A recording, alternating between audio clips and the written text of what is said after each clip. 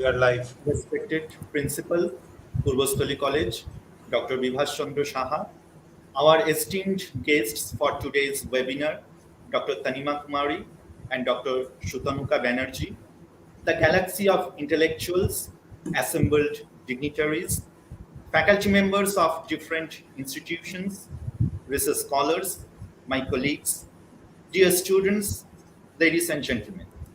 A very warm welcome to one and all in this one-day national webinar on Complicating Gender, Reflections on Literature, Society and Culture. Myself, Dr. Shomo Ghosh, Assistant Professor of English, and I'll be your host for today's program. We are extremely happy to share with you all that we have received more than 400 registrations for this event. We will circulate the link for the feedback form in the description box as well as in the chat box. The link will be active for an hour after the end of the event. Our respected principal, the navigator of the seat of learning, Dr. Vibhas Chandra Saha, could not join us due to some unavoidable circumstances. However, he has sent us his message, which I would like to read. Honorable speakers of the national webinar, all participants, faculty members of different colleges, researchers, students, and all members of our colleges. Good afternoon to all of you. Pandemic has taken a lot from us, especially education system suffered much. But one thing we have developed in this pandemic, that is e-learning. Physical seminars, conferences were converted to webinars. We got used to it. Like other higher education institutes, Purbasthali College organized several webinars. Our students and faculties learned a lot from these. One such effort is our current webinar today. Thanks to the Department of English and Internal Quality Assurance Cell of our college. Our college, Purbasthali College, is a higher education institute which is truly located in a village where most of the people are socially and economically underprivileged. We try to provide quality education to these first generation learners. Our young, dynamic faculty members are always ready to guide them. One thing I have to mention here that we have more girl students than boys. Also, they are more regular and attentive compared to the boys. I feel that rural India will be developed in socially and economically when the girl students will enter in the higher education system. India will be prosperous when the rural India will advance. How can we know that a country or a society is how much progressive? Yes, it will be identified from its literature, its culture, and its movies. We transformed our literature from Manushanghita to Street Patro of Kobiguru. Here, Mrinal shows the real state of the society. I must mention another Mrinal of Arundhati Roy Chaudhary and Shujit Sarkar's Pink. This Mrinal not only shows the state of the society, but she revolted against the society and won. Sorry, I'm not a student of literature. Like you, I'm also eagerly waiting to hear from our distinguished speakers. Hence, I must not waste your valuable time. I must welcome Dr. Tanimathumari, CN College, LN Mithila University, Darbhanga.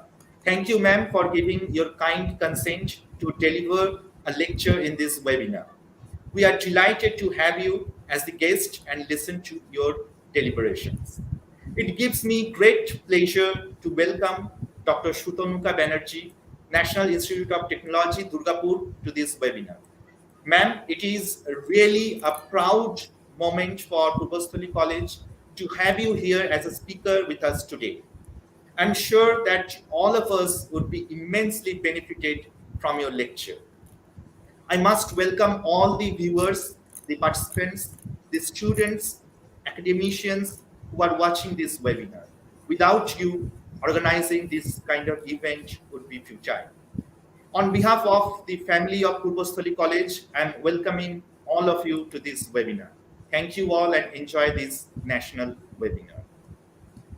Now, as the convener of the webinar, I take the honor and privilege to once again welcome all the guests and the participants to this webinar.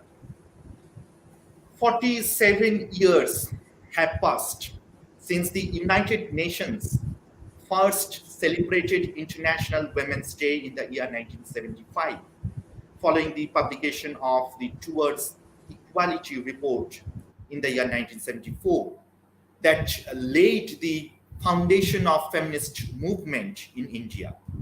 Still, gender remains one of the most important markers of our society, which is deeply patriarchal in nature.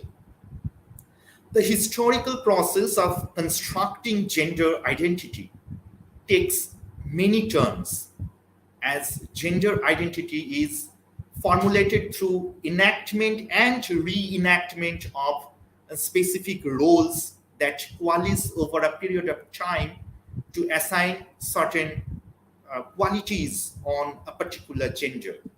And this process of assigning and reassigning is a continuous phenomenon that can be found reflected in literature, society, and culture, as well as in films, which are the integral part of any society and culture. If we analyze the stereotypical representations of women and the successive construction of gender identity over the last 2 centuries, we would be amazed to find that most of these constructions are limited to either desexualized elevated beings or over-sexualized seductresses or pets.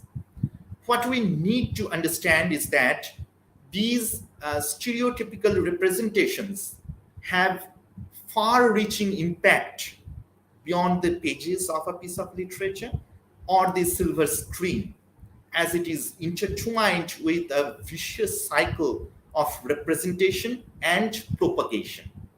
First, these mediums reflect the societal and cultural attitudes prevalent in a society. And secondly, the propagated message contributes in disseminating the ideology behind it and hegemonizing these subjects according to the phallogocentric discourses.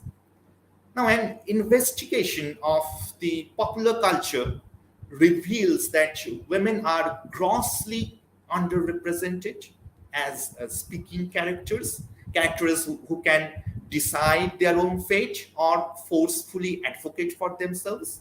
And mostly they are shown in sexually revealing attires. And the number of men who work or are employed in the productions are much more than the number of women employed in any of the categories of behind the scene productions. If we talk about the awards and recognitions, we can see the gender bias in operation as well. Take, for example, the most famous, the Academy Awards for the category of Best Director. Only 3 women, Catherine Bigelow, Chloe Zhao, and Jane Campion, won the Best Director Award in the 94 years' history of the Academy Awards. The number is not surprising because 3/4 of the voters are male. However, in the midst of bleak pictures, many artists, writers, producers, directors are taking hold of the space and challenging the status quo influenced by the feminist and gender theories. Over the years, gender has become a contested domain as more and more women are trying to address the issues related to women. However, the issues of women of color, Asian women, lesbian, queer, trans women still need some critical attention. We hope to address some of these issues in this one-day national webinar. We request all the participants to kindly use the chat box for asking your questions and queries and not for posting any greetings, good evening messages, so that we can segregate the questions.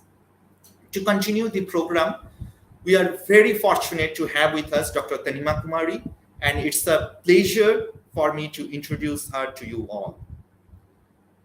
Dr. Tanima Kumari is an assistant professor in the Department of English, CM College, Darbhanga, under the Lalit Narayan Mithila University, Darbhanga, India. She completed her MA in English from Banaras Hindu University and PhD from IIT ISM, Dhanbad, India. She is a member of the editorial board of Academia Journal of CM College. She has been awarded the Indian Council of Social Science Research MHRD Fellowship of Travel Grant to attend the Applied Research International Conference on Education, Literature and Language 2020 at Oxford, UK. Her articles have been published in many international journals, including journals indexed in the Web of Science database. She has also presented many research papers at national and international conferences. Her areas of specialization are gender studies, film studies, African American poetry, Indian English poetry, and post-colonial studies. Today, she will be delivering her talk titled, I quote, Representation of Women and Self in Bollywood Movies, unquote. So, ladies and gentlemen, please join me in welcoming Dr. Tanima Kumari. The platform is yours, ma'am. Thank you, sir. Hello, everyone. I'm I'm really happy and feel privileged to be a part of this national seminar, Complicating Gender: Reflections on Literature, Society, and Culture. I thank profusely Dr. Bibhas Chandru Saha, the principal of Purbasthali College, Dr. Soumya Ghosh, convener and head, Department of English, and the whole team who worked tirelessly behind this webinar. I'm sure that all of you will be benefited by the other resource person, including mine. Without wasting much time, I'll begin with my lecture.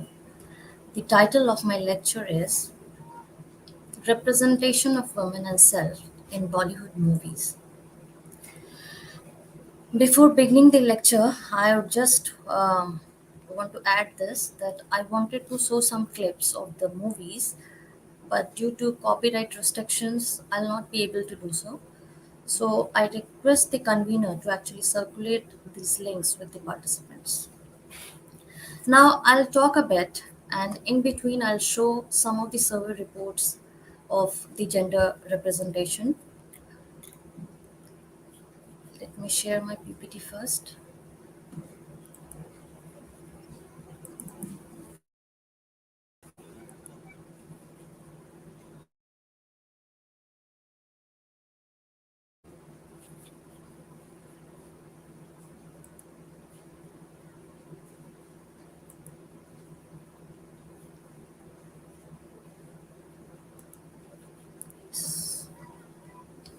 Slides. I think all of you can see the PPT. Okay. So as we know that we are all grown up watching Bollywood films our entire life. But what enchants me is the representation of women and the gender stereotypes that affects one's identity. As Sir has beautifully given the introduction, I would like to add on something.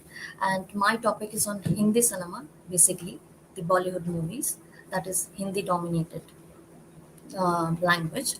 Hindi cinema started evolving. First, we will talk about the history, a bit of the history, and then we'll move on to the gender stereotyping.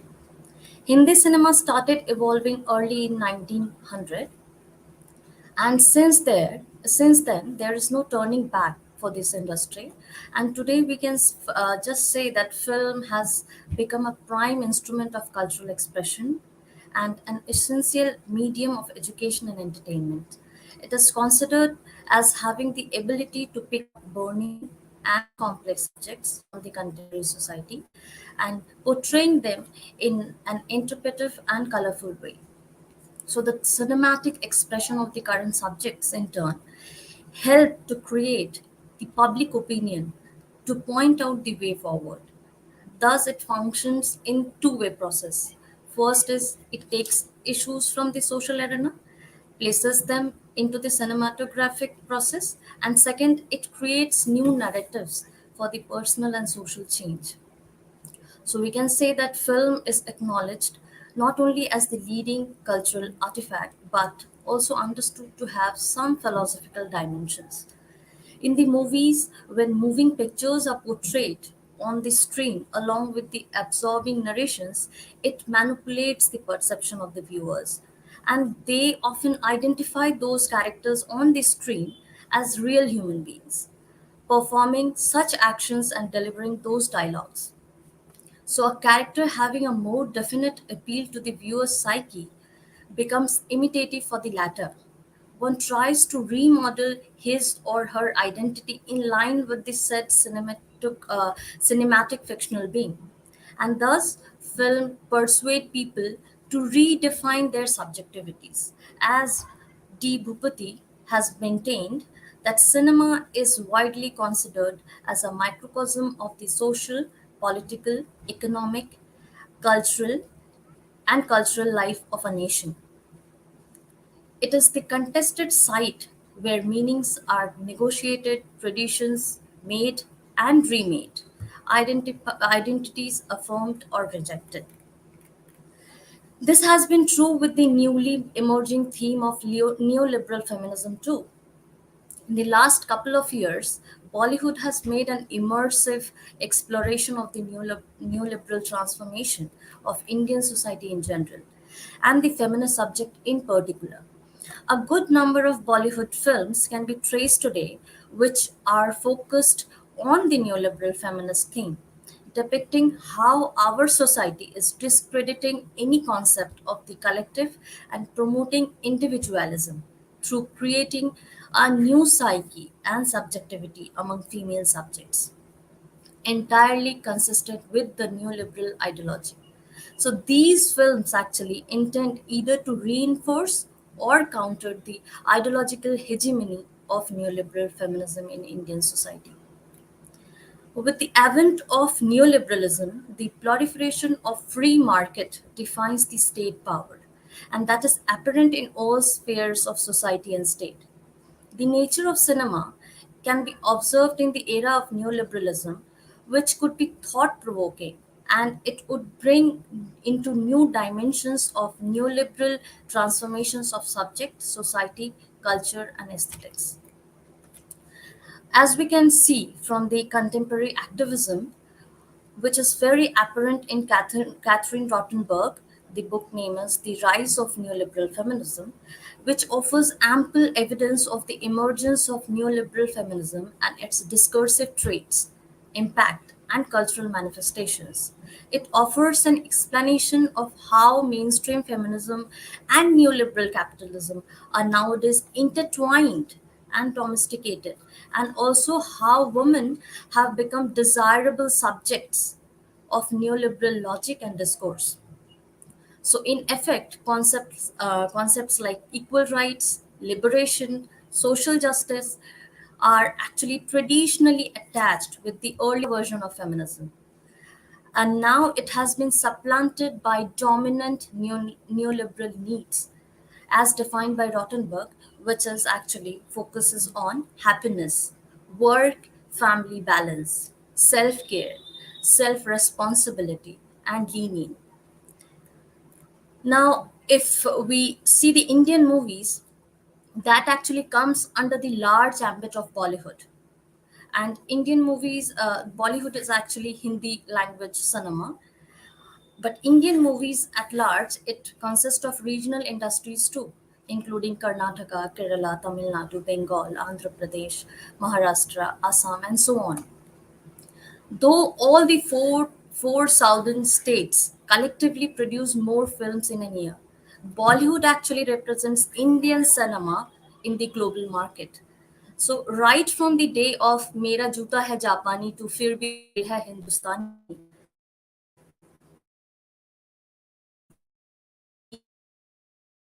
propagating culture and asserting Indian identity at the global level. So therefore we can consider that if we consider the global influence of gender stereotyping that is projected on screen through Hindi movies, we shall actually limit our discussion of the gender representation only in context to Hindi films. The gender representation in Hindi cinema is largely governed by the ideological factors and the market factors as well. If we delve in the industry of Indian cinema and its history, it shows the continued impact of global cinema, particularly Hollywood and European cinema. Tracing back in the history of Indian cinema, if you see the 1920s, a very well known name, Himanshu Rai, an Indian filmmaker, made Indo German collaborative films that time. He made many films based on history, Indian mythology, social issues. Like Falke, he focused on the Swadeshi project. Himanshu's cinematography was on the colonial experience and constructing Indian self conscious images for the Indian audience and the European market as well. So he used to cast the actresses of Eurasian origin who played the lead actresses' roles and were named like Sita Devi. And they actually presented the educated Hindu woman. So one of the renowned figures like Devika Rani joined Himanshu Rai and later became the co-partner of his talkies. The movie Achut Kanya that was released in 1936, Devika Rani portrayed the village girl look, and that was a peculiar blend of Indian costumes and Western sophistication. And this representation had a lasting impact on how an Indian village woman should be shown on screen. That is a construction that the later realist filmmakers actually struggle to break that stereotype. In later decades of the history of cinema, the nationalist vigor of the pre independent India that valorized the mother figure was seen. As you can see on screen, Mother India, that got released in 1956, was the remake of Mehboob Khan's Aurat, a film that was made in 1940. It projected the building up of a new nation representing Indian culture in the global market, and that led a great reception in India and abroad both. So definitely it became one of the phenomenal iconization of mother and the motherland in popular consciousness. Where there is a nationalist discourse, it embodies the female body as a special and privileged signifier. And several struggles are waged over the ownership meaning and of that body. But needless to say, that women explicitly serve in evoking the theories of nation of a particular cause of nationalism. So since 1950s, film in Hindi cinema has undergone many conceptual and technical alterations. If you see the female representation, the number is much less in the industry. Again, in the later decades, when the women's movement gained momentum in India, that showcased women's operation and struggle for egalitarian society. An array of women filmmakers brought female characters from margin to logos. An alternative view of female gaze bestowed the focus of the female subjectivity. Number of films were made by Sain Paranjeb, Aparna Sen, Vijay Mehta, Kalpana Lajmi, Aruna Raje, which were actually based on sensitive portrayals of women protagonists in search of social and sexual identity. Women who were firmly located in specific socio-historical context. In Indian mainstream cinema, we find a continuation of patriarchal version of female sexuality. Masculinity is termed as the muscular body with physical aggression. Visual spectacle and collage have taken over as mandatory song, music, and dance sequences through purposing in international locales that disrupted the viewer's sense of time and space. Increasingly, the entertainment and pleasure factors gained precedence over any concern with the narrative. So the golden age of Indian cinema during 1950s and 60s concentrated on the sufficiency of a man through modernization. Delving again in the 1970s and 1980s, most of the Bollywood movies largely centered around the politics and corruption, thereby making, I quote and unquote, angry young man. This concept came into being, and he was the savior for the common mass. 1990s basically again moved the lens towards the elitism and cosmopolitan life, though speaking Indian tradition, though keeping Indian tradition intact within the families. The 1990s actually stresses on the new lifestyle and complexities of family relation because it represented and highlighted the gender inequality in the patriarchal society.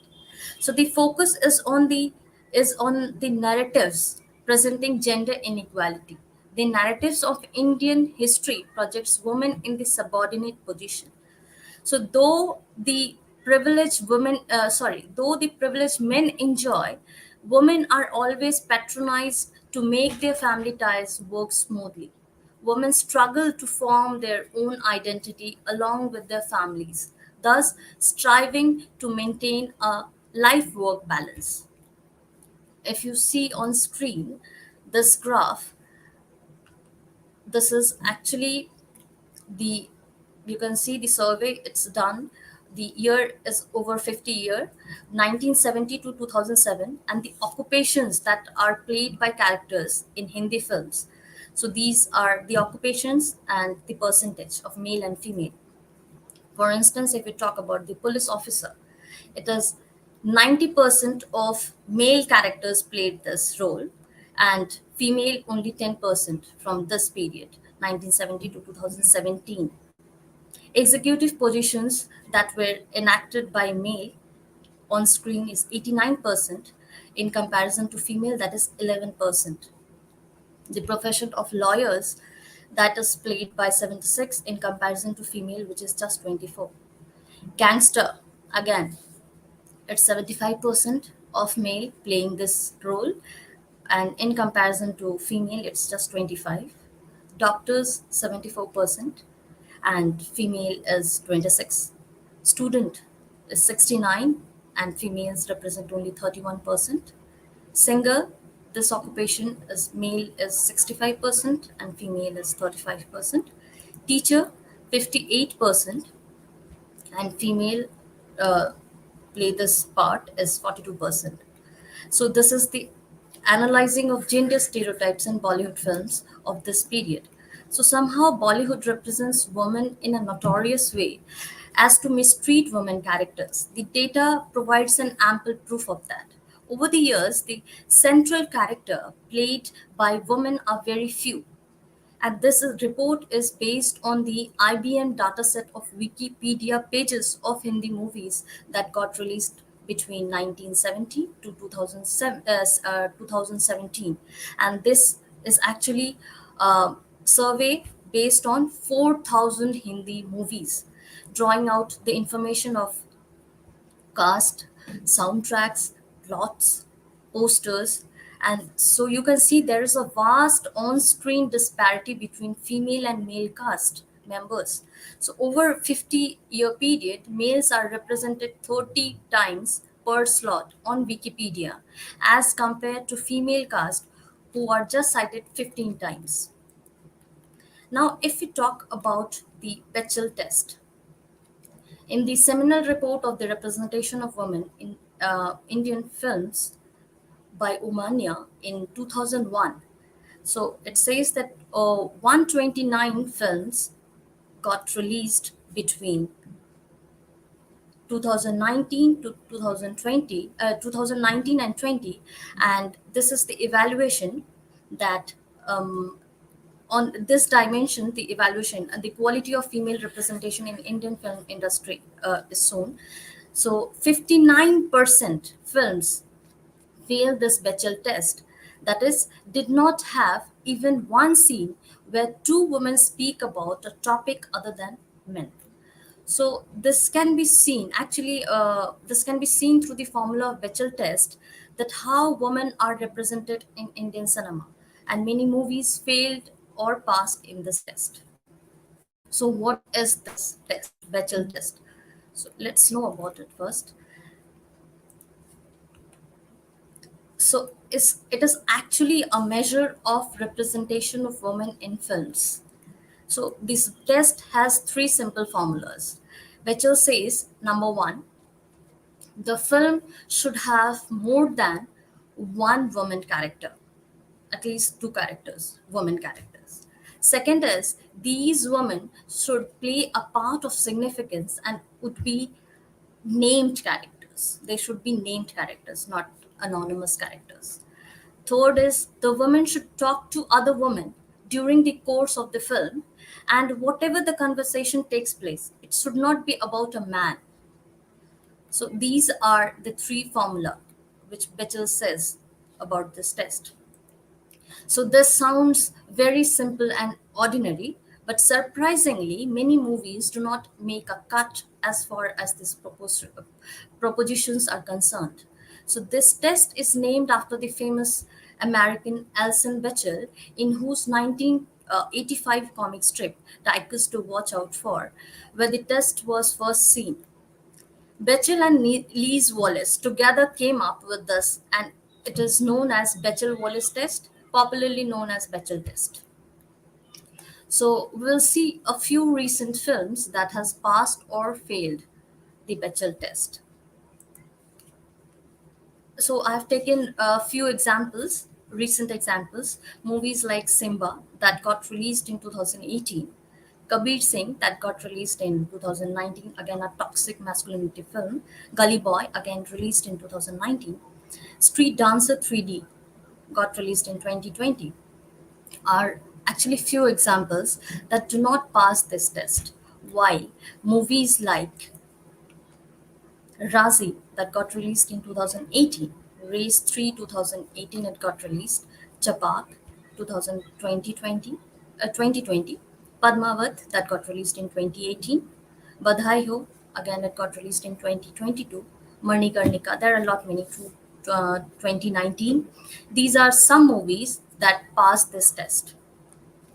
Even a few fairly progressive contemporary films that have actually strong female characters do not pass the Bechdel test. Movies like Hitchki, they don't pass this test. Padman, they don't pass this test. Veera the Wedding, they all fail in this test. So it would help to remember that Bechdel test wasn't actually formulated to discern between feminist and non-feminist movies, but actually it serves as a litmus test to demonstrate the lack of screen space allotted to female characters in movies. So it actually does not elaborate the nature of female interaction beyond its independence from male centric topics. Passing or failing the test is not the indicator of how remarkably women are represented in films, or it is a feminist film or not. Rather, this is a test showing an active presence of female characters in the entire narration of the film to actually represent the gender inequality that is present in this sector. Its purpose was not to provide a solution to the lack of meaningful representation in movies, but it to better illustrate the problem. So, hence, there are movies, for instance, as I told earlier, that pass the Bechdel test, but it cannot be in any way said that female characters and female bodies are realistically portrayed.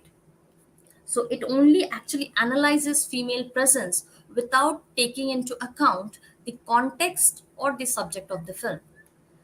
Next is the five HOD positions that were analyzed, and here too we can see uh, number one is direction, second is writing, cinematography, editing, and production design.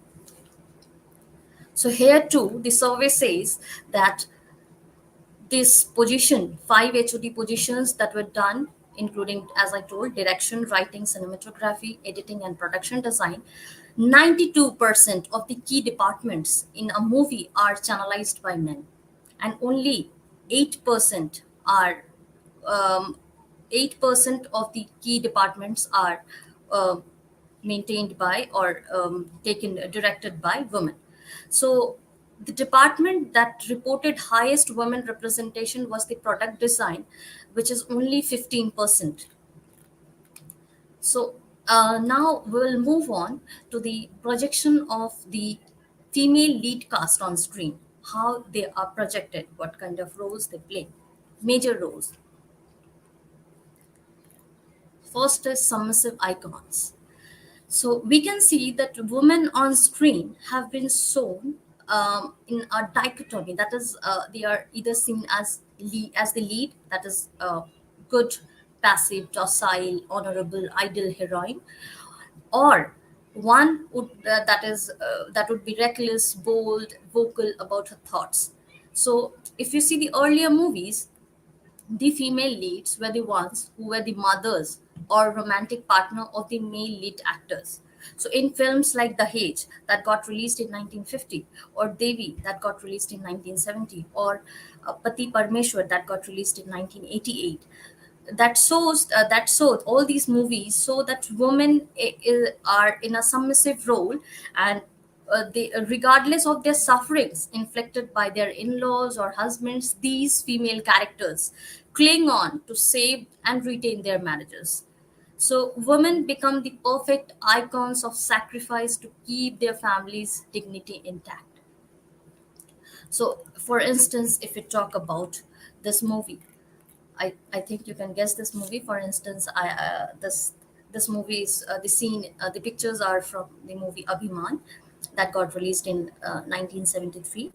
The wife, that the role is played by Jaya Bachchan, and though she is more talented than her husband, she had to give up her emerging singing career to appease her husband's ego. That is played by Amitabh Bachchan. Thus, she opts for the idealistic role of a wife and a mother. So, this role she takes. So, the ones define the norms of the society in the films are either shown as vamps, club dancers, mistresses, and women who indulge in habits like smoking or drinking. The costumes design also delineates the good lead female to wear the covered and traditional clothes in comparison to those who are not so good women and are dressed in Western clothes. So, in movie trailers, mostly women are seen as less aggressive than men, as this representation of the research from 2012, that is 2012, where commercial Hindi films portray women as the controlled, chaste, and submissive, while Vamp is projected as the individualistic, westernized, and non sacrificing being. So vamps in Bollywood movies are modeled on the French femme fatale who exploit their sexuality to fudge others. In the 1940s to 1980s, most of the vamps played the part of gangsters troupe, and through song or dance numbers, filmmakers actually represent female sexuality through these dance sequences. So actresses like Helen, Kalpana Iyer, Aruna Irani, to name a very few names, saw remarkable success due to their eroticized dance sequence, be it cabaret dancer or mujra or song in the rain, etc. So just for example, I would have shown this video, but due to copyright reasons, I have told the convener. So I request the convener later on you can view this. I'll proceed. The duality of heroine versus vamp is the projection of a traditional versus bold image of woman who make her own rules. So filmmakers actually take the liberty to show on screen the different shades of gray of this vamp characters. Nonetheless, on the contrary, they glorify the female lead over the vamps at last. So there are movies of such kind that becomes blockbusters. However, the question here lies that by portraying these characters, cinema tried to create a space of leisure for the common mass, rather than to contemplate over the deep-seated biased issues. Next point is so that the I, due to copyright reason, I could not show that video, but I have intentionally kept some pictures to just show the uh, Miss Aussie and the of these pictures of these films, and how Helen is here, who is very erotized, sorry, she is overtly sexual, and she is speaking. If you see the song Monica My Darling, she actually explicitly expresses her views, but here she comes with covered clothes, and she is very shy, she is not talking to anyone, and she is dancing. So that scene, if you see that video, you will see the presentation of good woman versus bad woman, not so good woman. Okay, so we'll move on to next point, that is male savior complex. Male savior complex is actually a cinematic trope used in creating the setting of the films. Setting of the films. Here, a male central character saves the female central character from the miserable and ill-fated circumstances. So there is an array of Indian films in the neoliberal age too, in the 21st century, where male central characters become masiha to downtrodden people and women. So, in if we talk about the 2000 film, the scripts of 2000 films began with male savior complex. Films like Gadar got released in 2001, Veer Zara that got released in 2004, Agnipath that got released in 2012, Dangal got released in 2016, Padman that got released in 2018, Chak De India got released in 2007, Pink got released in 2016, Viva got released in 2006. I have intentionally taken random examples. So in this all film scripts like Kadir and Veer Zara, which I said, the male leads are shown as saviors of their beloved, and they crosses the boundaries of the nation to save the woman, their romantic partner. And these women characters are icons of good women with no career ambition of their own. In Agnipath, Priyanka Chopra's character again is not much of significance or substance. That too, it provides Priyanka Chopra's character provides the audience a break from the overloaded scenes of violence. She is just the romantic girlfriend of Hrithik Roshan, who is occupied with the avenge for his father's murder. So, like the older movies, these movies of 21st century too portrays the lead actresses as the addition of beautiful reliefs. These women characters play the role of beautiful reliefs for the audience in between the real life struggles and violence faced by the male lead actors. So, women of substance who can take decisions on their own by their own intellect are rarely to be viewed on screen. In the movie Pink, the character of three girls is in question for staying alone and befriending male friends. So they are unheard unless the lawyer, played by the icon Amitabh Bachchan, comes into scene, who becomes their protector. And the film, though based on women, they need a man to protect and lead the female characters.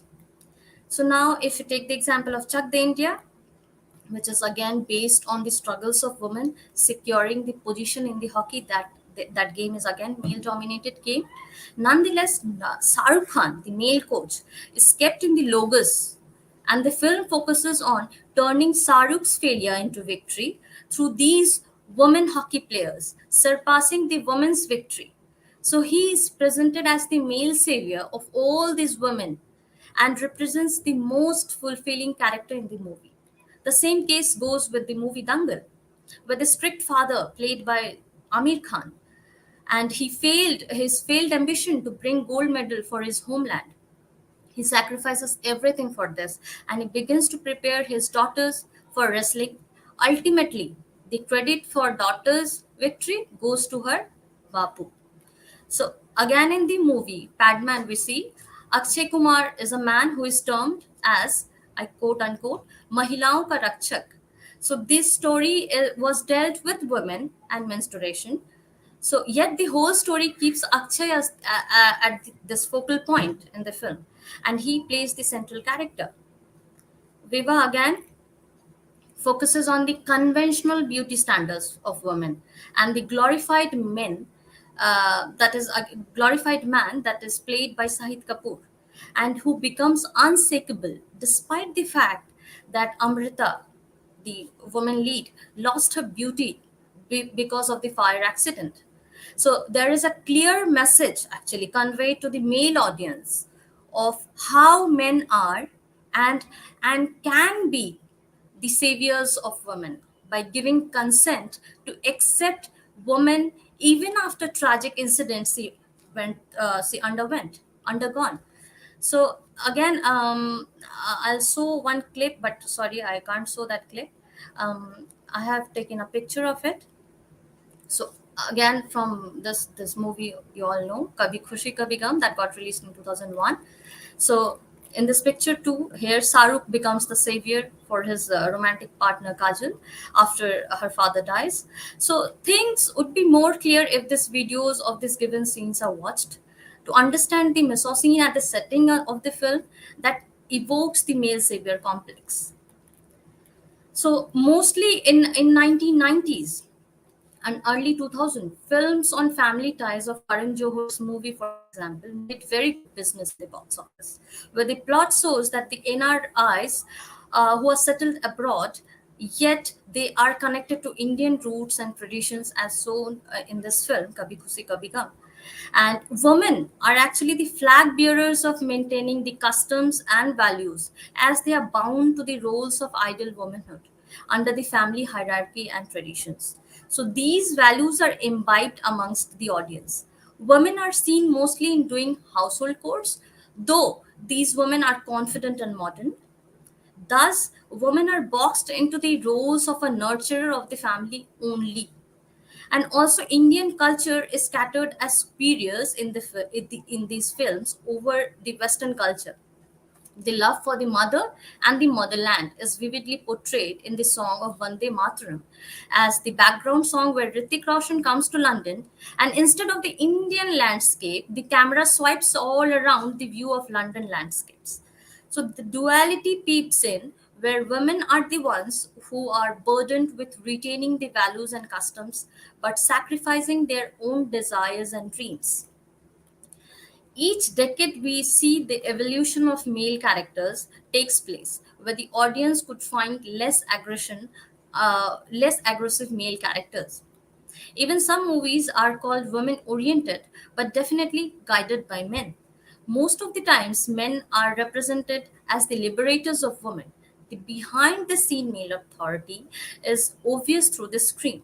Though gradually things are changing, yet interestingly, the inherent sexism still persists.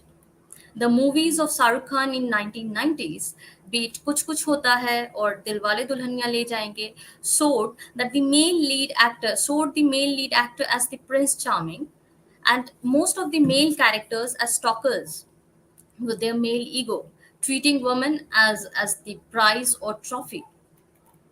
Now, the next point I'll go on is fat shaming.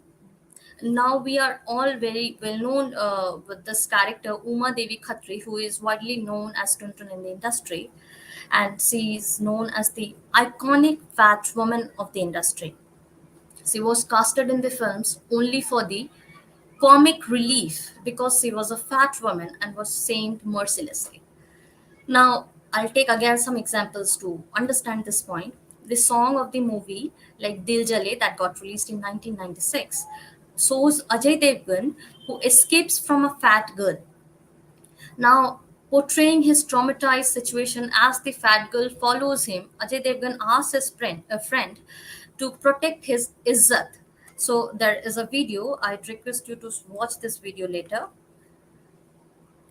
And again, I'll move on to next example that got released in 1990, the movie Dil. In this movie, Amir Khan freezes when Madhuri announces that Amir will kiss her friend Mimi, that is again a fat girl, if he loses the match.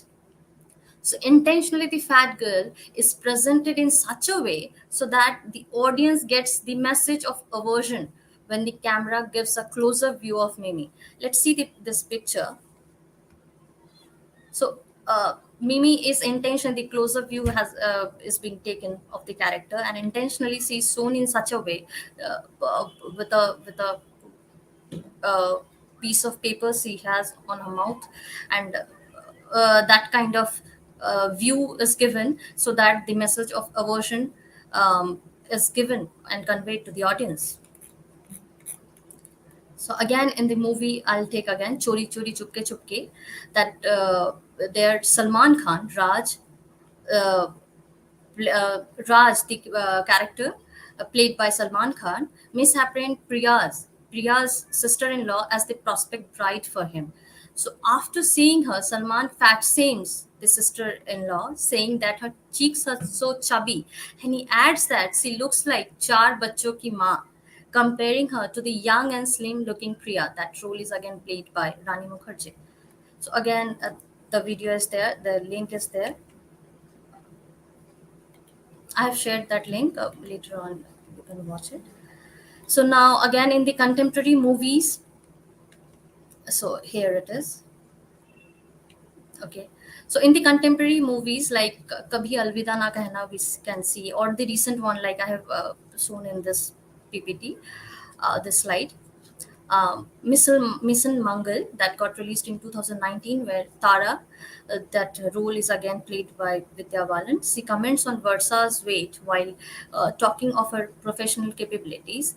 When Rakesh Dhawan, again the role played by Akshay Kumar, reacts to the disapproval through his gesture, and Tara in fact takes that as a self-deprecating remark, while Dhawan sees no point in rectifying that. So self-deprecating humor can be pointed at one's own self, but when that is presented on screen for millions to view, it sets an unforgiving precedent where body weight is thought to be an unacceptable way to mock or comment on someone. So this actually is not the first time that Bollywood has shown such fat women lust after good-looking men. But on the other side, it is also showing the female lead actors as more izzatdar or worthy women than these fat women. So again, is this the era of change? So this is my last point. With the mainstream actresses like Anushka Sharma, Kangana Ranaut, Vidya Balan, who chose for female-centric scripts like NH10, Queen, and Kahani respectively, we can visualize the changing phase on screen. In the recent years, there is a happier curve as more female centric movies such as Razi, Padmavat, Highway, Thappad invited large audiences to cinema theaters, and showing that there is no longer a need for a male lead actor to invite the audiences to the cinema theaters. It is actually by the virtue of the subject of the film, and debunking the patriarchy. Thappad 2020 can be the movie released in 2020 can be figured on the lines of Damini. Damini is again a Hindi movie that got released in 1993. But Damini, in that movie also we see the character Damini, she too needed Govinda for fulfilling her ambition, where in Thappad we see Amrita, who makes her own way, and there the movie wins. So there are handful of filmmakers who have explored topics apart from the typical stereotype mainstream cinema. Films like No One Killed Jessica, that got released in 2011, Pa, that got released in 2009, Dirty Picture 2011, Chapal 2020, English Wenglish 2012, Mardani, that got released in 2014, Lipstick Under the Burqa got released in 2016, Queen 2014, to name a very few, represents women, as these movies do not need a king to do well in the box office. So these women are represented bold on screen, taking the pivotal role. Thus, I'd like to conclude with a note that the process of globalization and neoliberalism have brought a big boom in Bollywood, and it is gradually accepting alternate images and gender representations. and the effort to find spaces intervening with the change is a survival strategy, and it is ongoing. Thank you very much, all of you, for listening so patiently. Over to you, sir. Thank you so much, ma'am, for your brilliant talk. In Ways of Seeing, I think it's in 1972, by John Berger, he remarked that, I quote, men act, women appear.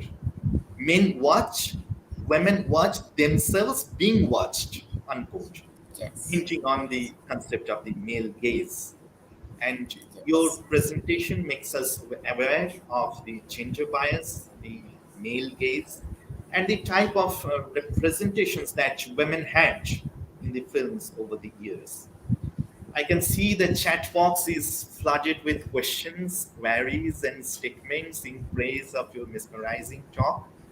We may not be able to take up all the questions, but we try to select some representative questions.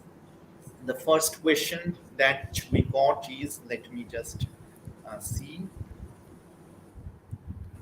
Yeah, it's by Mr. Aman Sharma. The representations of men too have been largely stereotypical in Hindi cinema.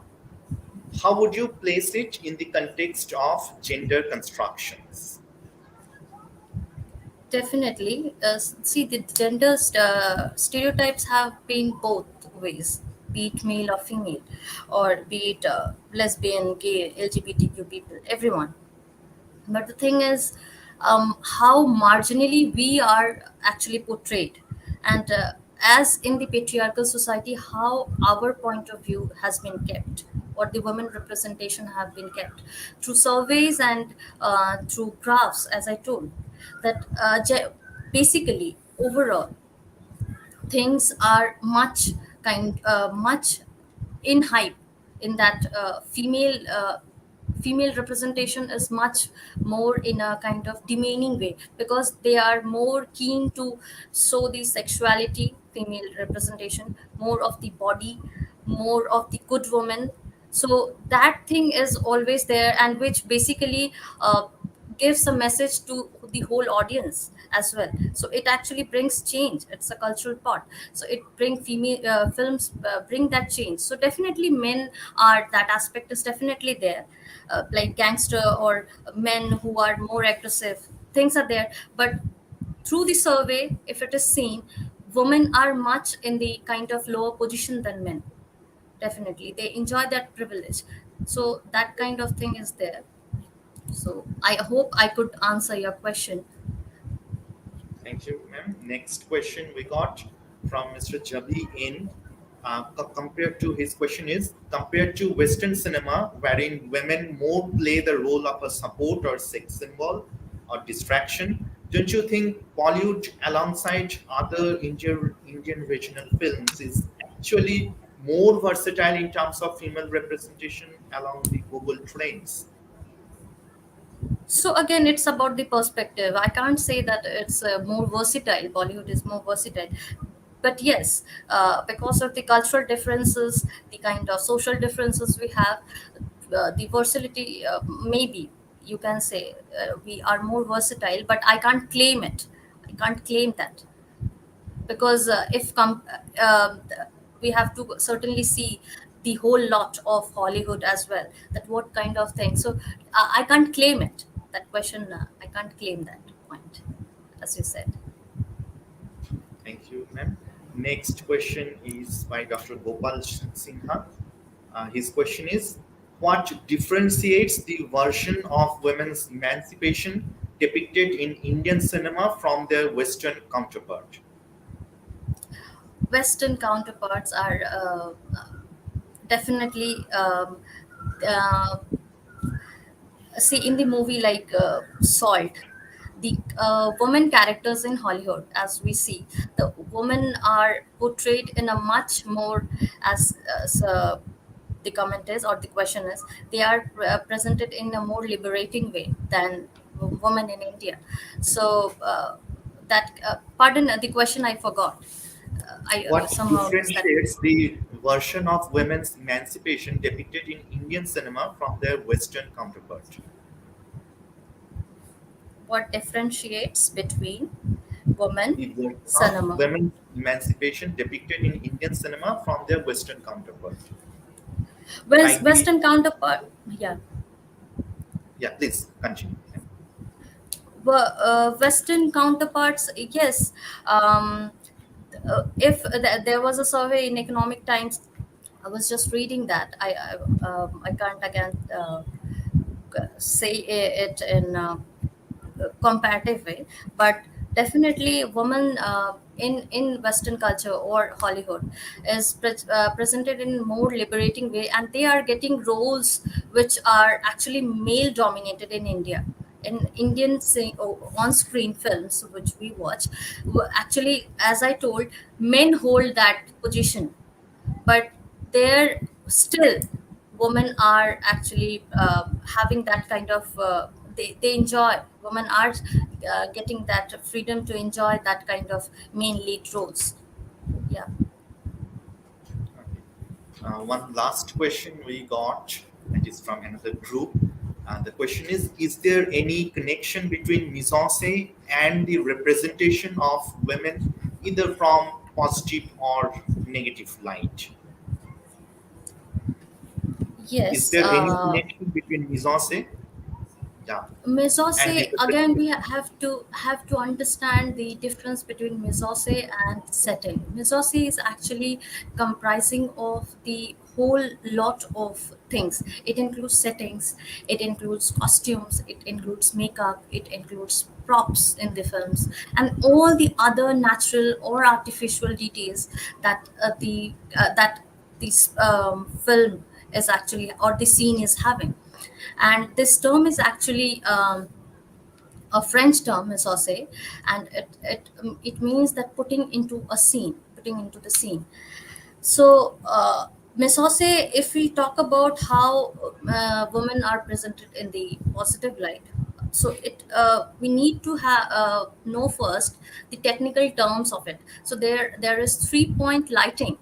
This arrangement is actually the illumination of the scene, and as a result, the use of lighting scheme in typical narrative cinema. So this light, again, there is high key lighting and there is low key lighting. So again, high key is very bright and soft, so you can watch woman's beauty or woman in a soft in a soft manner, the few shades on the frame. So women definitely, so, a beauty like Kanjum Manakali, a song that is, if you watch Ashwarya Rai, so the beauty, the camera goes begins from the ground and then swipes, and overall it takes the turn, and again the camera revolves and swipes all through this girl.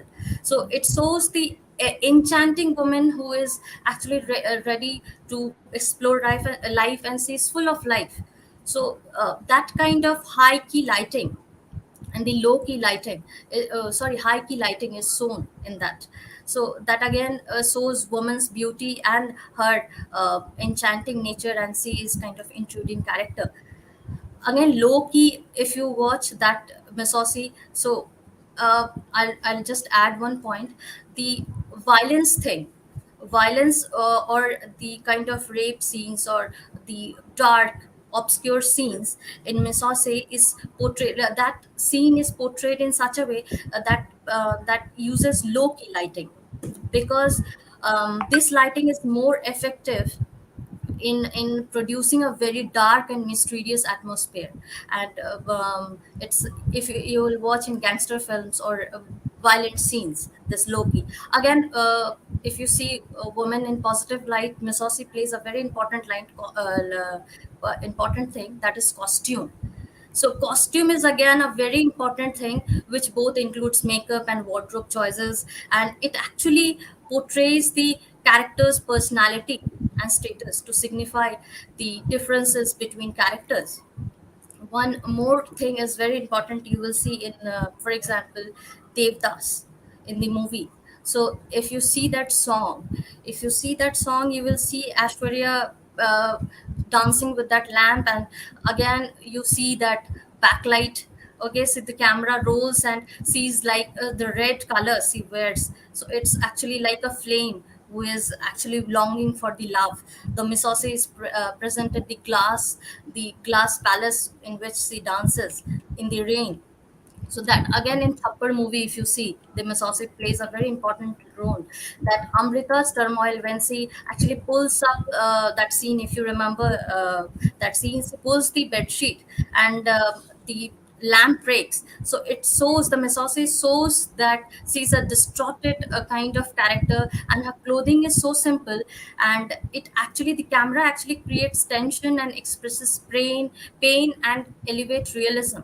So this Misossi is actually a minor mention, and the entire film of the Misossi, if you see, that's a kind of episode that it gives a birth of a new woman at that scene that changes the whole scenario. So I think I could have answered your question. Thank you so much, ma'am. One last question from Swagata Ray. Her question is: most of the women-centric movies in Bollywood have presented women as equal to men or like men, or can perfectly play the characters played by male, but fails to present women as women. Your views, ma'am. Huh.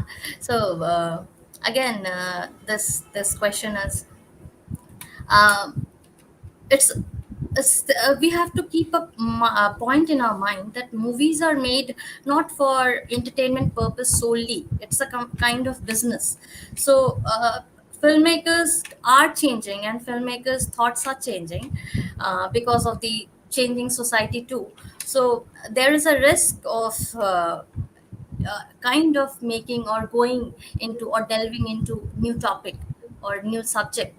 So definitely there's some filmmakers have tried to do so, and we hope in future that more and more things, as you said, Swagata Ray, I think Swagata ma'am said, that will uh, see a brighter light in future, hopefully. So thank you once I again, hope I ma'am. could answer. Yeah. Yeah, surely. So thank you once again, ma'am, for sharing your valuable time with us. So it's time to move forward to our next talk. I'm very fortunate to be able to introduce our next speaker, Dr. Shutanuka Banerjee. Dr. Shutanuka Banerjee is an assistant professor in the Department of Humanities and Social Sciences, National Institute of Technology, Durgapur, India. She received PhD degree with Erasmus Mundus Mobility for Life Scholarship from Aalborg University, Denmark. Her research areas focus on gender studies, popular culture, and South Asian literature. She has presented several papers in international conferences in India and abroad, and contributed book chapters in edited volumes by national and international publishers. She has also published papers in reputed journals and organized various Take with Three sponsored workshops on gender and culture. So, ladies and gentlemen, please join me in welcoming Dr. Shutanuka Banerjee on screen. Today, she will be delivering her talk titled The Emergence of the New Woman and the Modern Girl, Problematics of Representation. So once again, I welcome ma'am. Ma'am, the screen is yours. Thank you, Dr. Shomo Ghosh. And good evening, everyone. I would like to thank the organizers for giving me this opportunity to present my talk and share my ideas with the audience. At first, let me share my screen.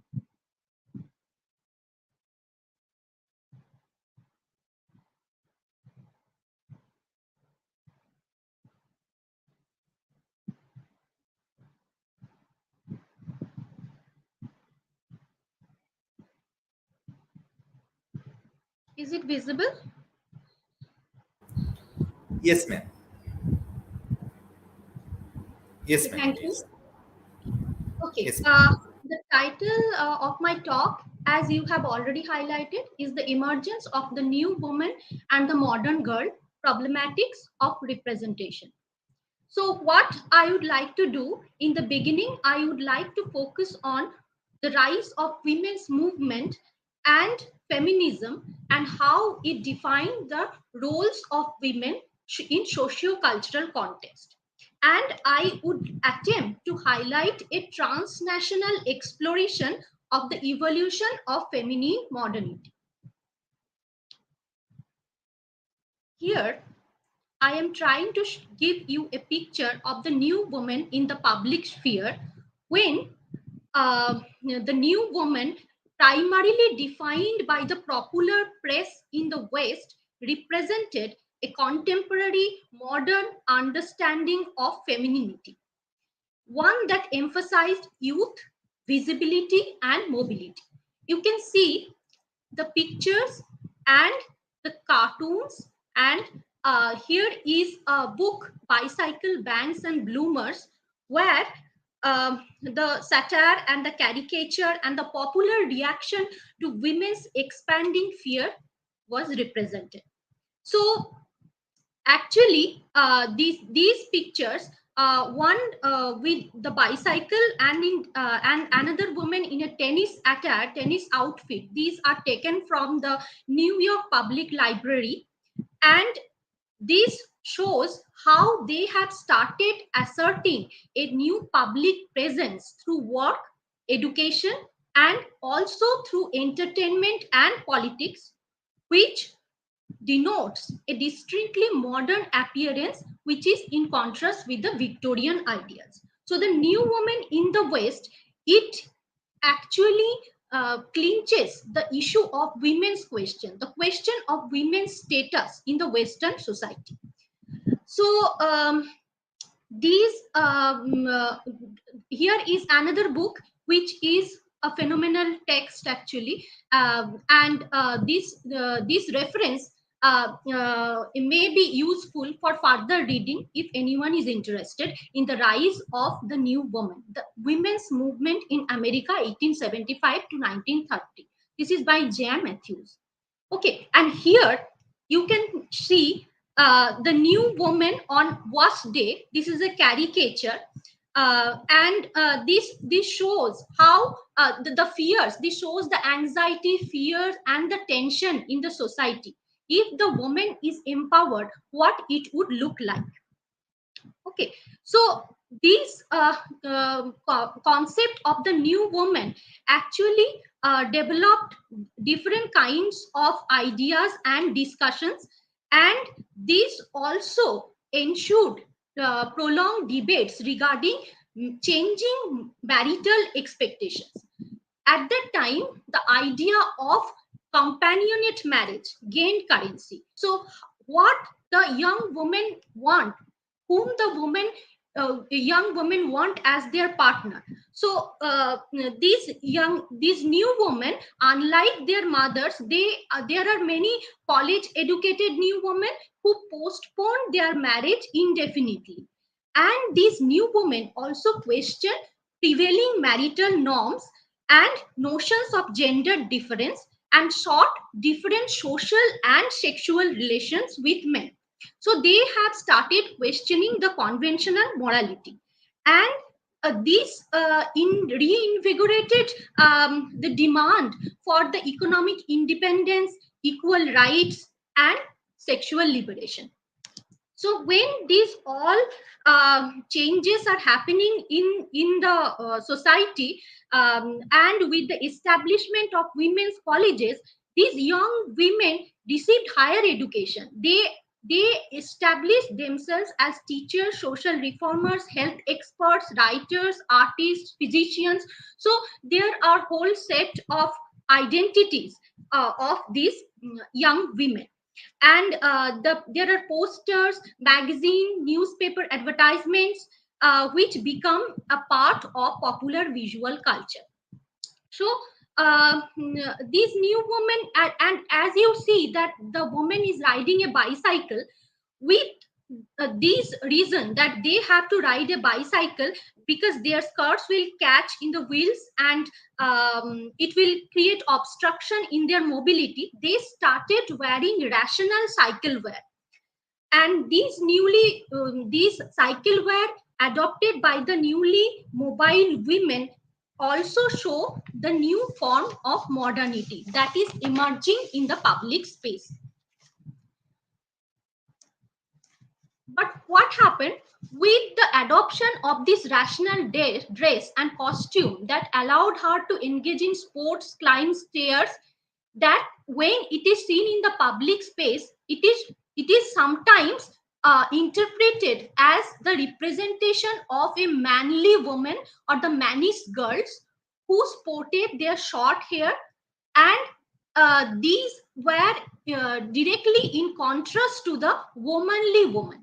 So this gender ambiguous fashion that is promoted or popularized by these women, they are actually reproduced in different caricatures, cartoons, and Patricia Mar's book actually is a survey of caricature drawn from British and American periodicals from 1880s and 1890s, and it places the popular view of the new woman and explores the ways in which humor both reflected and shaped readers' perception of women's changing roles. So, androgyny, the tomboy appearance, when they started discarding tight lace dress, high heel boots, instead of they started donning the rational dress more appropriate for walking and riding horse, as they are often referred to as tomboy, mannish, boyish. This androgynous fashion highlighted gender defined behavior. So they flouted social norms actually. And these they it is thought that they are taking up roles considered predominantly masculine. We have to keep in mind that this social reform that was happening in the later part of the 19th century and the early 20th century, these social, the women's question, the social reform are interlinked with the question of sexual reform also. So these there are various sexual reformers like Havelock Ellis, Norman Hare, Vanderbilt, Mary Stopes. They wrote extensively on the art of love and birth control. Margaret Sanger, maybe we know their name, many of us, and she addressed the issues of reproductive rights and explored the changing attitudes towards female sexuality. So when they are talking about these things, at the same time, there were some sexual reformers who actually decried the women's changing roles, which they thought to be predominantly masculine. And they said that there is a natural, physical, and mental differences between men and women. And it is the emancipation of women is not intended to transform them into men. So there are different kinds of tensions as the new women conjured up images of masculinization. So it was criticized, the tomboys and their representation. Okay. But despite this criticism, obviously the feminist movement in the West, as we know, grew stronger, and the traditional role of women within marital, social, familial domains, they were challenged. Okay, so when we focus on India in particular, we can see that in colonial India, actually the women's question in colonial India is not distinct and separate from the women's question in the West. So it emerged actually due to the social reform efforts during the 19th century or and early 20th century. So these efforts were the integral part of the modernizing project that was inspired by transnational encounters. And it was intended to meet the expectation, local expectation. So it was reappropriation of Western modernity was there. So Ghulam Murshid, in his book Reluctant Debutante Responses of Bengali Women to Modernization, have also highlighted how the men in the modernizing project, how they conceived the women. Educated young women wanted to get educated women as their wife. So it was changing. Even in Tanika Sarkar, in Hindu Wife, Hindu Nation, she also discussed how the public space was intricately linked to the domestic as well as the private issues, which encompasses a wide ranging topics including conjugality, sexuality, education. So these are some of the points that the people were considering when they are talking about women's status condition in colonial India. So they were refashioning the image of the modern women, and they are talking about alternative modernity or multiple modernities. So here, in paperclip in Twitter, this picture was posted where these two women are seen playing table tennis. Okay, in this reference, it can be cited that Ramabai Ranare was associated with an organization, Sheba Sadan, in colonial India, which gave women the opportunity to explore their passion, what they could do in their leisure time. So it was there for the betterment of the women folk and how they could be engaged fruitfully. Okay, so these when these women started breaking barriers, as we can see, the woman is standing with a bicycle. Geraldine Forbes, in his books Women in Modern India, she has also explored extensively regarding this topic. Okay, so here also we can find the examples of the women who have started to break the boundary. They are going beyond the boundary, and in many contexts we have found that the people are stating that among the contemporary women, as we can find Amy Johnson from the West, our women have also joined outdoor sports. Here you can see Sarla Thakral, the first Indian woman pilot, and along with that, I have juxtaposed the pictures of Amelia Earhart and Amy Johnson, as their name sometimes are repeated and referred to as inspiration. Okay, they are inspirational. So the first woman to fly across the Atlantic alone, and Amy Johnson, the first woman to fly solo from London to Australia. So when they have started negotiating the space between the home and the world, because they have crossed the threshold of the home and they have started to see the world outside, here I have referred to three travel narratives by the prominent women, Krishna Bhabini Das, Hariprabha Takeda, and Durgavati Ghosh. Okay, so England Bongo Mohila, her work, Krishna Bhabini Das, it was translated as a Bengali lady in England in 2015. These were related when they went to the West, they actually reflected on the gender relations, the condition of women there, and they drew comparison also. So these pioneering travel narratives also showed how they developed their own identity. So modernity, identity, women's question, these are all interlinked. Gender, mobility, at that time, these are some of the elements that were considered for fashioning the image of the modern women. So when it was happening, we have to remember that in the Punch magazine, in the when in England and in America, where the caricatures were being circulated, they are regularly revisited for the representation of the new woman, the educated, liberated, opinionated woman, in the same way Indian vernacular press also started to bring out its own punch kind of magazines. So illustrators and artists, they responded to the changing lifestyle of women and newfound freedom of women, and how that is created, that might create a kind of unrest in the society. So as you can see different pictures, the first, The Lady Clerk by Binoy Kumar Bosu. It was published in 1927.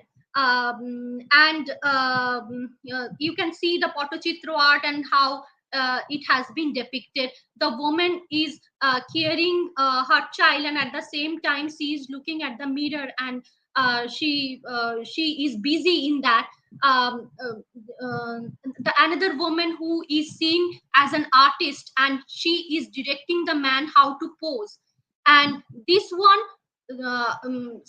shows how an Indian modernized woman is dancing with a man from the western man. So how, so these kinds of images, they have ignited the moral concerns and anxiety among the audience. Okay, and they have started to react also.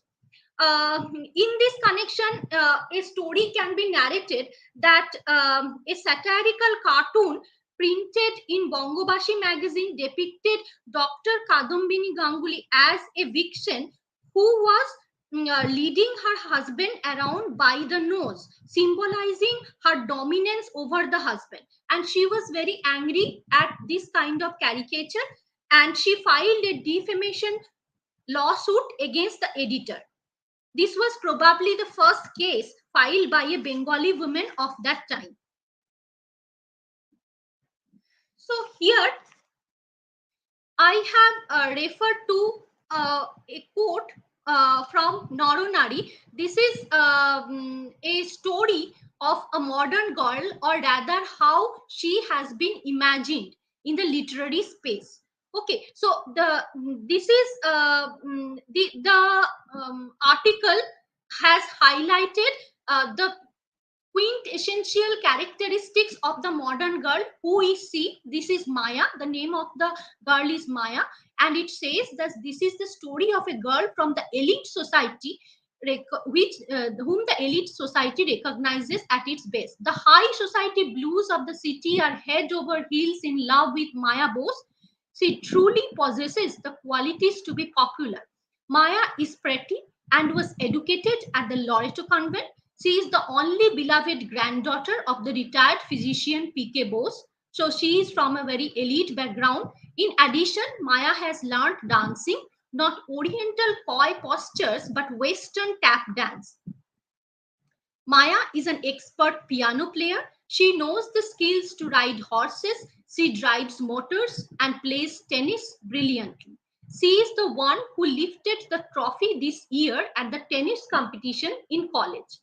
In the middle of the drawing room, in the midst of the party, the girl who is performing a tap dance in tune with the piano and wearing black trousers and white shirt, she is Maya. So this is a typical image of a tomboy, and she epitomized the characteristics of the modern girl. So she has bobbed hair, black trousers, white silk shirt. So it went well with the description of the American tomboys. She has a passion, as the story elaborates, passion for clubbing, hunting, big game shooting, motor racing, and she organized evening house parties with a group of male friends, and surpassed socio-cultural barriers against women's participation in male-dominated gatherings. So Maya thus becomes the muse for the modern boys. But the thing is that she is not interested in their proposals. Her charismatic, all-rounder attitude has made her the center of attraction, but she is hard to attain. To make Maya warn about the excesses of this Western modernity, they imagined a new Bengali man who was mocked by Maya. He came along and slapped her. to put an end to her unrestrained adventure spree. So she was a spinster, and she suddenly, when after the humiliation, she suddenly fell in love with the new Bengali man. It is shown in that particular article piece. Okay, so this is how the complex identities that constituted the modern women and the tensions between modernization and westernization become apparent. So there are these have generated various debates about women's sexuality, sexual reform and liberation, and how the roles of the transformation of roles of women and their sexual agency in the society is in question.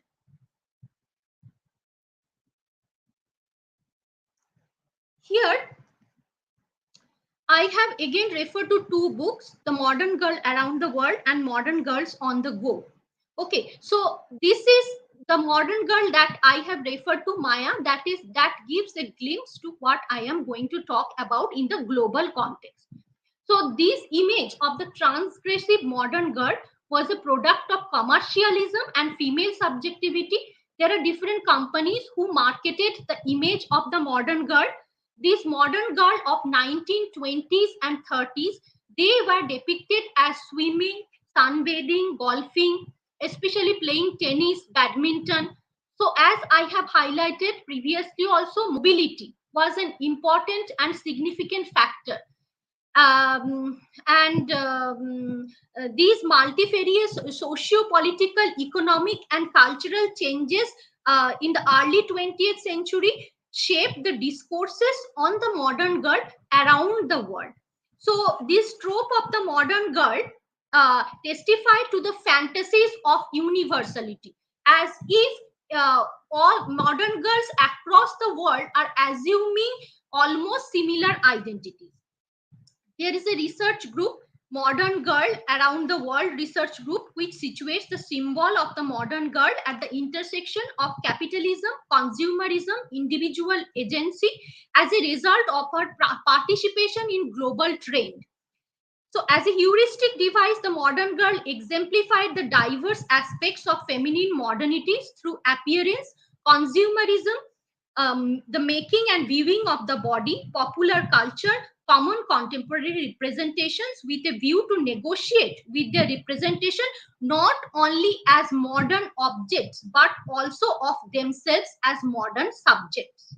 Okay, so these these global connections were deep rooted, and there are plurality of cultural contexts. Even though they almost looked similar, there are subtle differences.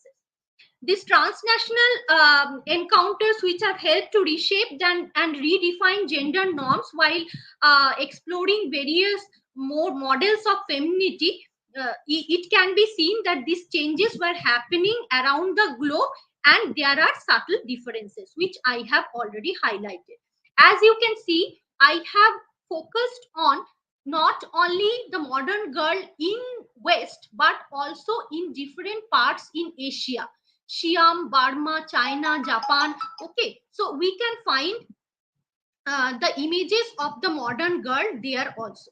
So there was a stress on the appearance with special emphasis on makeup and clothing. The local and global, this local and global interface actually help in the promotion of the images and motifs which were ubiquitous, but they were not homogeneous. And as we have highlighted, seen before, that this also led to the anxiety and moral panic, resulting in caricature, cartoon, comics. So here are some of the examples of modern girls around the world which I have tried to give. Okay, Siamese modern girl, Japanese modern girl, American flapper, which I will come next, Chinese modern girl, African American flapper, Australian modern girl. So these images give you a look of what the modern girl looked like. Here, I have focused on a Bengali magazine, Noronari, where the construction of a gendered modernity through the figures of the modern girl can be identified. Okay, so this is Noronari was a part of the global print culture. While women in the West were struggling for their socio-sexual autonomy, these transformations were also reflected in Noronari. No, in here you can find the modern girls of Bengal in swimsuits and modern girls in India from different parts. They are participating in sports like the rigorous athletic American, European, and Asian counterparts. They also join outdoor activities. They are also adopted Western attire and sports costume, and it became a very liberating experience for them. They have focused on how to build their bodies and mind healthy, how to make it healthy, and how to actually remain physically and psychologically fit. So when they are represented as runners as participants in drill, parade, march, they have also sported Western dress such as short swimming costume, and their sexual behavior also became a constant source of debate. For example, tennis player Khanum Singh and Pramila Khanna, they have challenged the gendered nature of sports and exhibited tomboy traits of athleticism. So these with her vigorous pursuit of freedom and dress, Khanum Singh also disrupted the rigid dichotomy between the good and bad female conduct by mixing uninhibitedly with the male companions. So they have questioned the conventional morality also. There were a plethora of health columns which were published in different magazines, and sometimes they have juxtaposed the images to show that the Indian modern girl or the Bengali modern girl, they are not uh, behind, and they are partaking in this project, in this modernizing project.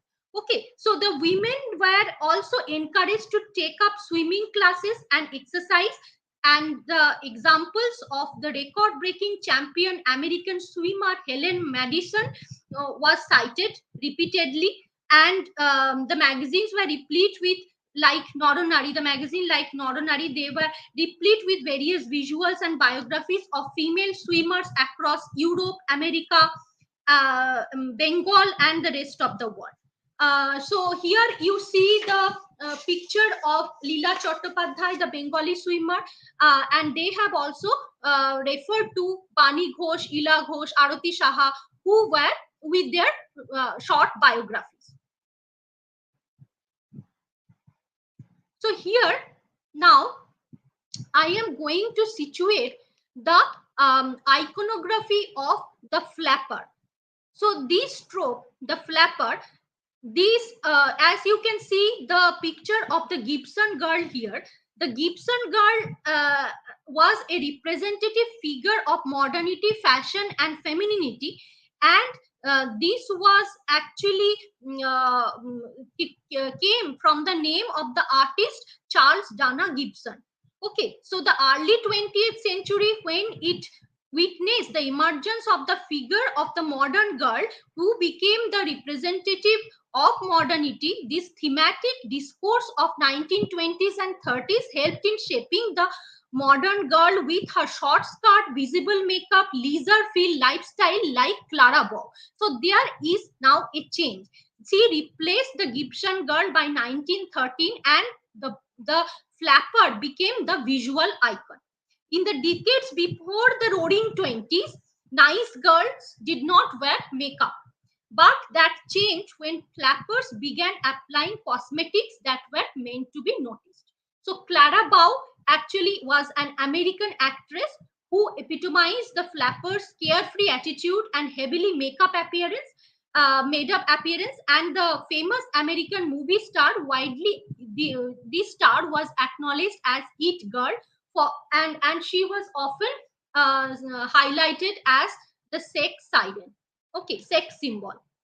The projection, so the projection of women's bodies as modern and feminine, with the popularity, what happened with the popularity of commodity cosmetic in visual culture. So this shows a kind of consumerism, and with the nexus of capitalism, these images started to be produced. But at the same time, we have to keep in mind that these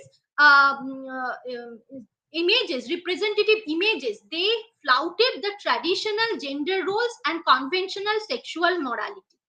These complex global dynamics and the cultural hybridity that shaped modern femininity across geopolitical locations, they also focus on the problematic negotiation of modernity. So here I would like to show you the images of the modern girl in Indian cinema. So the tropes of the modern girl which came in Indian cinema, that was, even though that was restricted to the urban setting, but the various forms of media publicized the look which were there in the advertisement, and the women were positioned with luxury cosmetics and travel images. Okay, so these women who have been cast in different roles, I will come to later. First, let me focus on the fact that these women, this modern girl on Indian screen, actually was an appropriation of Western ideas of modernity. The multicultural exchanges have impacted the dresses and sartorial representation as they were exposed to Western influences, and they were known as sitaras.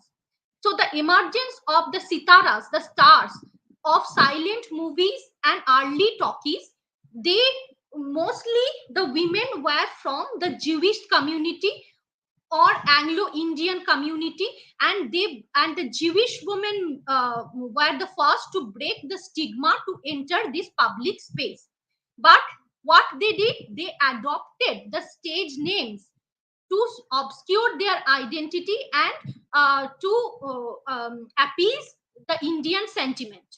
Okay, so Rini Smith, as you can see, Sita Devi, the name was actually Rini Smith, Rachel Chauffeur, Arati Devi, Susan Solomon, Firoza Begum, Esther Victorian Abraham, Promila, Sulochana, Ruby Myers, Nadia, Mary Ann Evans. So they were among the first influential actresses who brought about a revolution on screen. There were some others like Iris Gaspar, who became Shabita Devi, Beryl Clausen was Madhuri, Marcial Solomon became Vimla. Okay, so modernized, they, what they did in the on the screen, they their modernized way of wearing see-through sari and designer blouses, that actually changed the fashion statement. They made a fashion statement, and the new elements like the elaborate frills, and along with lipstick, mascara, face whitening cream, that added to the glamour of the sex side. Indian modern girl captivated the desires of the common public through her apparels and cosmetics, and those were influenced by American, British, and Indian companies. Most of these screen personalities were of interracial origin. So, with the popularity of cinema, depictions of body, clothes, jewelry of the film stars formed, and these formed an indispensable part of modernity, and it was driven by economic competition and market-oriented production. They previous first at first these thematic issues were mainly or essentially historical or mythological in early days, but it soon evolved with the bold female characters such as Wild Cat of Bombay, Hunter Wali, Miss Frontier Male, which I will show, and love marriages, heterosexual romance, overt female sexuality that were celebrated in these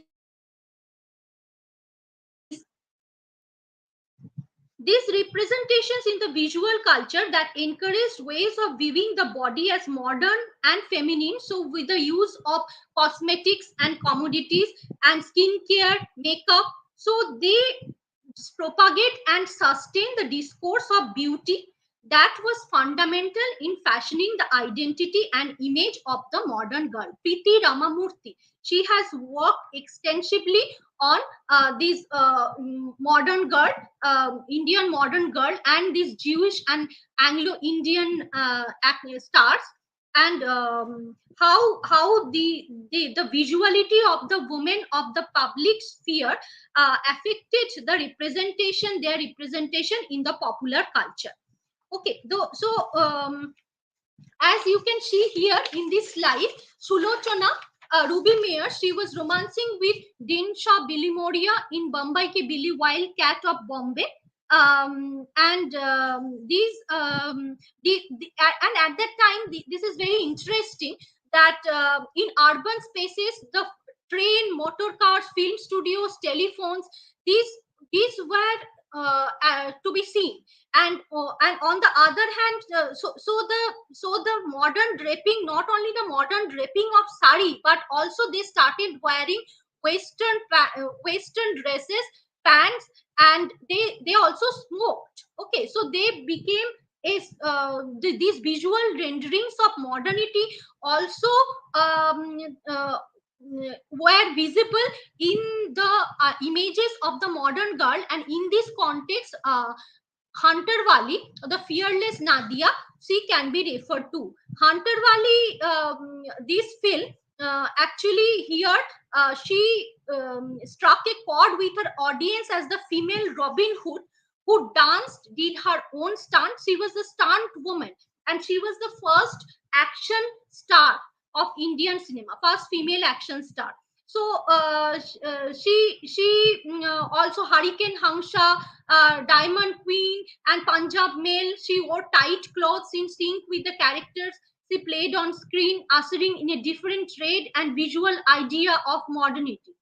So, films featured parallel scenes of Nadia riding a horse or a bicycle with moving trains, which acts as a metaphor of modernity and rapidly changing society that she symbolized.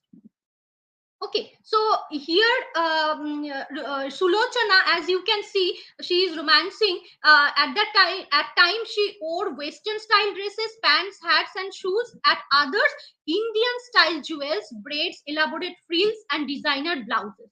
So they try to keep reinventing and reinventing their identity. And Patience Cooper is seen in a pose where it can be identified. The way she is presented, she is also symbolizing the global trend of the modern girl. The titles of the films also bring into focus the female lead, who is the eponymous character of the film, because Sulochana starred in a film. The name of the film is after her name, and it was released in 1934. She was the star of the narrative, and they displayed their body aesthetics. So and the images of physical intimacy where she was embracing or kissing her partner passionately were also commonplace. There were other stars from Muslim origin, so like Jahanara Kadjan, Glorious Gohar, some of them who also transgress the borders between Western and Indian in their attires and the roles they play. Okay, so even though there are these kinds of modern girl who dominated the screen, obviously there were moral panic and moral concerns were raised due to their sartorial representation and intimate scenes. So the icon of the new woman, who was an idealistic woman, gained prominence, as I have seen. But whereas the modern girl actually challenged all kinds of existing morality. These modern girl dominated the screen in 1920s, late 30s also. But after that, towards 40s, there was an eclipse in the representation of the modern girl in Indian cinema, and they were relegated to the margins where they only played the roles of ham or seductress, these Jewish and Anglo-Indian stars. So they started portraying the roles where they acted as a foil to the virtuous lead character, to encourage a comparison where the righteous Indian woman is always rewarded. So she is a vamp. This marked the transition of the Sitara from the Eurasian or Jewish origin to the Indian version. Some scholars, while studying the iconography of the modern girl, have highlighted maybe because they were displaced because of the linguistic barrier. Because in the early silent, in the silent movies and early talkies, they have dominated, but because they could not speak Hindustani, so they were excluded. And some have also highlighted because they are not from the educated, cultured, and professionally trained background like Devika Rani. So these women, Devika Rani, Durga Khote, they have replaced the trope of the modern girl. Even though Sulochana, Sabita Devi, Madhuri, Pramila, they learned the language and continued to act. Pramila was the first Miss India. Okay, so these films, after that, was a rise of the films on social issues, like I have shown you, Dahej by V. Santaram, and these themes became more didactic and Indianized, where the ideal woman was worshipped or celebrated, and this is how this comes to an end, that the modern girl in Indian cinema, even though she has a very illustrious career before that, it was there was a decline in that. So I just try to highlight some of the issues while studying the emergence of the modern girl and the new woman, what I found, and I have tried to represent it in this presentation. Thank you for your patience, and I hope you will like it. I wait for your feedback. Thank you. Thank you so much, ma'am, for your illuminating and lively talk. The creation of a new gender ideology in close association with modernity challenged the traditional gender ideology in the 19th century. And your presentation reveals the different models of new woman and the modern girl, which had profound influences on the cinemas in the 19th and 20th centuries. I can see so many praises, compliments, accolades, and questions in the chat box. Due to paucity of time, we will select some of those.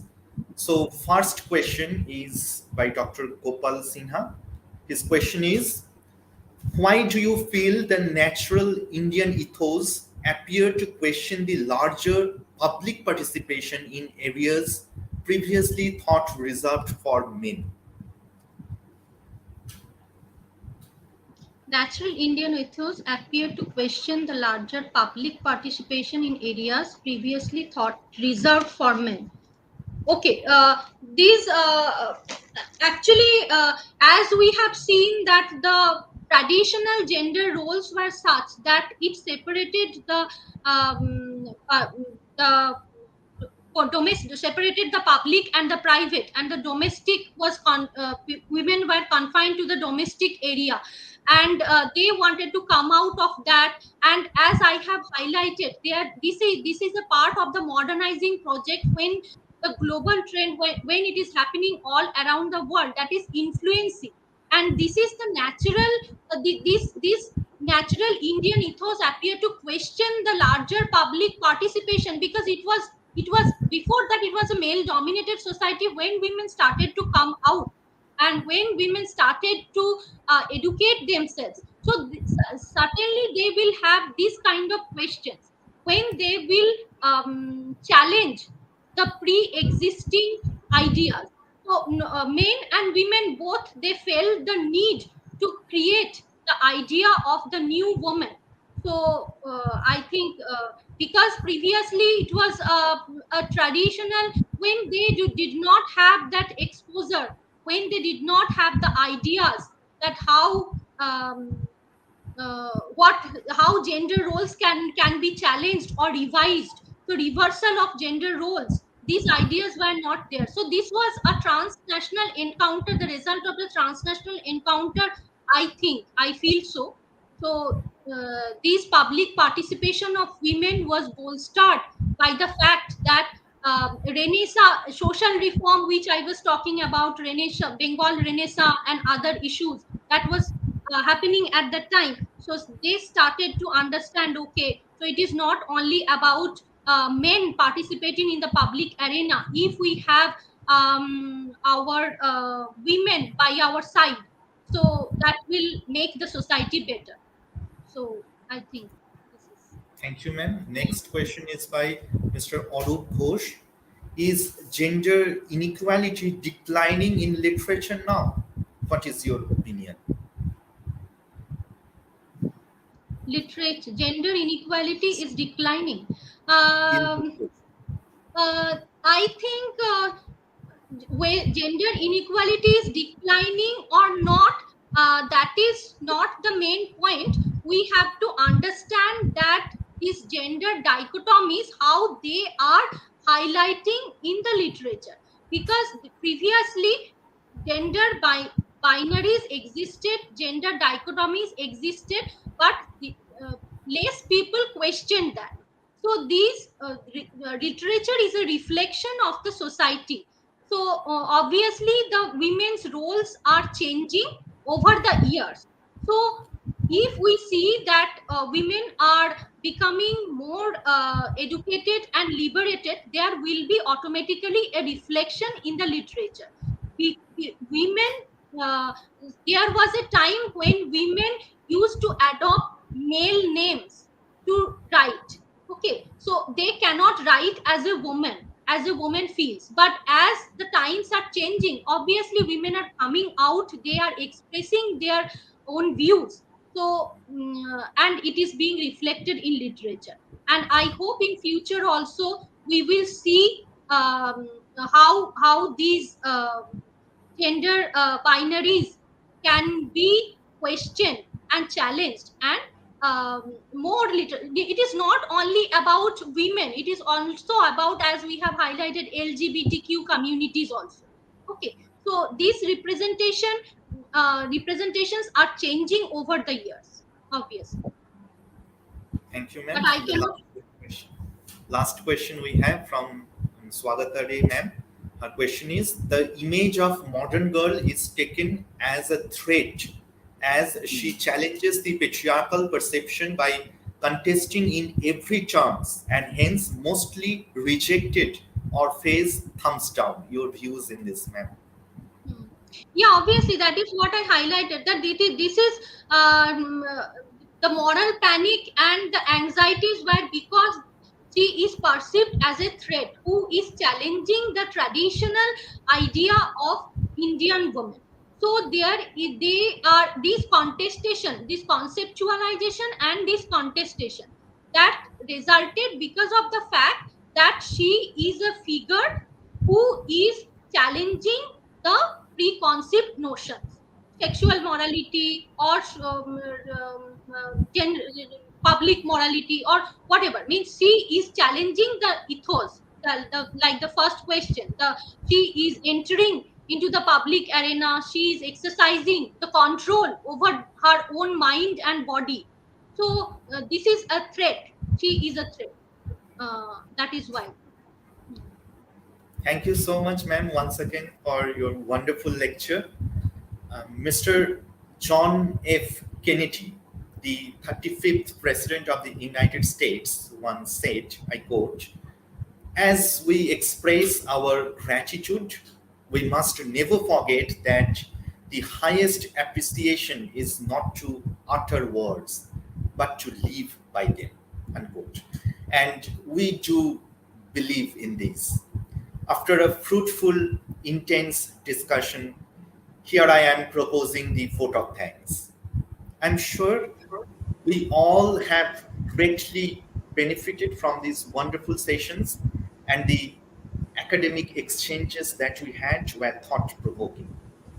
First of all, I thank our patron, our respected principal, Dr. Bibhas Chandra Saha, without whose constant support, guidance, and encouragement this event would not have been possible. I express my sincere gratitude and thanks to Dr. Tanimathumari, who has kindly consented the moment I told her about the webinar, for taking time from her busy schedule to grace this occasion and share with us her findings and opinions on the representations of women in Bollywood movies in her mesmerizing talk. I, on behalf of the organizing committee and the entire team, let me call it a fraternity of education here together, and on my own behalf, extend a very hearty vote of thanks to Dr. Shutanuka Banerjee for accepting our invitation and sharing with us today a wonderful lecture. I'm sure your deliberations have greatly enriched us. Thank you for that, ma'am. Thank you. I express my sincere gratitude to all the faculty members, non-teaching staffs of my college for their encouragement and support. I'm so fortunate to have you all as my colleagues. Thank you is due to Mr. Vishwanath Bhattacharya, faculty member of the Department of English, Purbasthali College, who has worked with me in close tandem. I will be failing in my duty as the convener if I do not register my heartfelt thanks to Mr. Ashish Dotto, the librarian of our college, who has deftly handled these technical aspects and without whose spontaneous help and support, this event would not have been possible. I must thank all the participants, audience, for their patience and support. I, on behalf of myself and on behalf of my college, extend a heartfelt gratitude to you for staying with us for the webinar. I thank you all once again. I wish you all good health and prosperity in the days to come. So thanks for now. Hope we meet again. Bye-bye.